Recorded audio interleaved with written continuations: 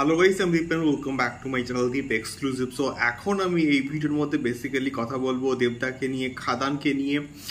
তো খাদানের কি শুটিং তবে আজকের থেকে স্টার্ট হয়েছে? তো খাদানের শুটিং কবে এক্স্যাক্টলি শেষ হবে, এবং তার সঙ্গে সঙ্গে খাদানকে নিয়ে আমাদের অনেকটা এক্সপেকটেশন, সেই এক্সপেকটেশনটা কবে ফুলফিল হতে পারে, অর্থাৎ খাদানের এক্স্যাক্টলি আপডেট কবে আসবে।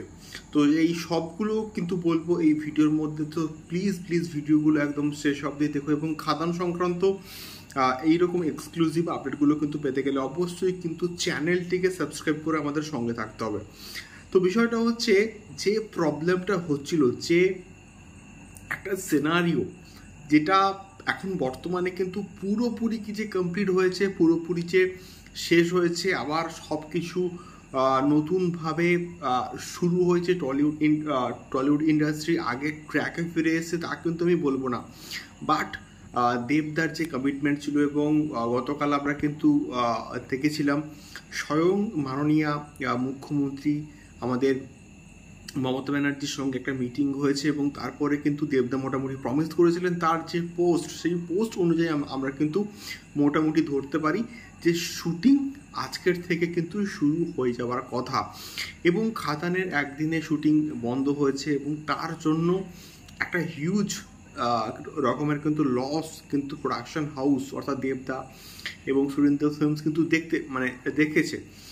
অর্থাৎ খাদান যেহেতু একটা বিরাট বড় রকমের একটা প্রজেক্ট এবং বড় বাজেটের একটা প্রজেক্ট, আমরা প্রত্যেকেই কিন্তু জানি। তো সেই জায়গা থেকে বিচার করলে আমার মনে হয় যে এইরকম লস হওয়াটা কিন্তু একদমই উচিত নয়।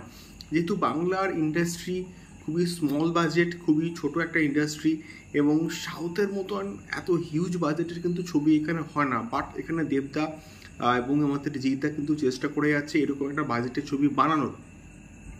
তো সেই জায়গা থেকে বিচার করলে যেটুকু আমরা জানতে পারছি, সম্ভবত আমি বলছি, এবং আমি 100% শিওর নই, যে আজকের থেকে কিন্তু খাদানের শুটিং শুরু হয়েছে সম্ভবত। আমি কিন্তু আরও একবার মেনশন করছি। তো যদি সব কিছু ঠিকঠাক থাকে তাহলে কিন্তু খাদানের শুটিং আসানসোলে কিন্তু শুরু হচ্ছে, এবং খাদানের যে লাস্ট স্কেডিউল, এটা সম্ভবত আসানসোলেই কিন্তু হবে। এবং খাদানের কলকাতার পোর্শন শুটিং শেষ, এবং আসানসোলের পোর্শন কমপ্লিট হলেই কিন্তু খাদানের পুরোপুরি শুটিং কমপ্লিট। তো মোটামুটি আমরা আশা করতেই পারি যে 15 অগস্টের মধ্যে কিন্তু খাদানের পুরো স্কেডিউল, পুরো শুটিং কিন্তু কমপ্লিট হয়ে সম্ভবত যাবে, এবং ইন বিটুইন কিন্তু খাদানের একটা মোশন পোস্টার কিন্তু আসার সম্ভাবনা রয়েছে, এবং এটা 15 অগস্টে আসতে পারে বা তার আগেও কিন্তু আসতে পারে। দেখা যাক এক্স্যাক্টলি কী হয়। তো এটাই মেনলি বলার ছিল। তোমাদের কি মতামত অবশ্যই কিন্তু আমাদেরকে কমেন্ট করে কিন্তু শেয়ার করতে পারো। দেখা হচ্ছে পরবর্তী ভিডিওতে খাদান সংক্রান্ত আরও অনেক অনেক খবর নিয়ে। টাটা।